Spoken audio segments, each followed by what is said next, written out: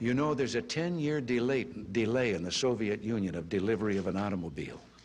And only 1 out of 7 families in the Soviet Union own automobiles. There's a 10-year wait.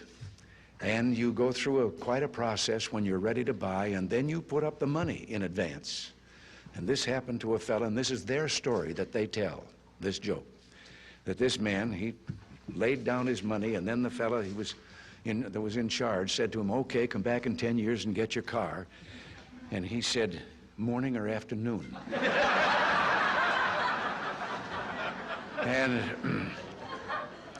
And the fellow behind the counter said, well, 10 years from now, what difference does it make?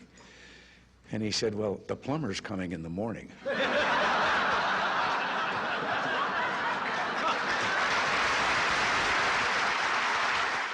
I have a new hobby. I am collecting stories that I can actually prove are told among the Russian people.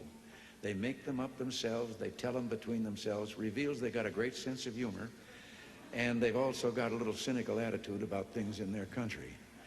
And one of these stories, the one I'm going to tell you, I told to General Secretary Gorbachev, and he laughed. The story was an American and a Russian arguing about their two countries, and the American said, look, in my country, I can walk into the Oval Office, I can pound the president's desk and say, Mr. President, I don't like the way you're running our country. And the Russian said, I can do that. The American said, you can? He says, yes. I can go into the Kremlin, to the General Secretary's office, pound his desk and say, Mr. General Secretary, I don't like the way President Reagan's running his country. A fellow who went to the KGB to report that he lost his parrot.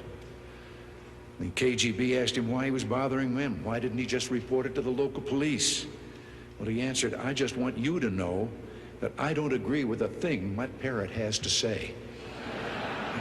3 dogs, an American dog and a Polish dog and a Russian dog, they were all having a visit, and the American dog was telling them about how things were in this country.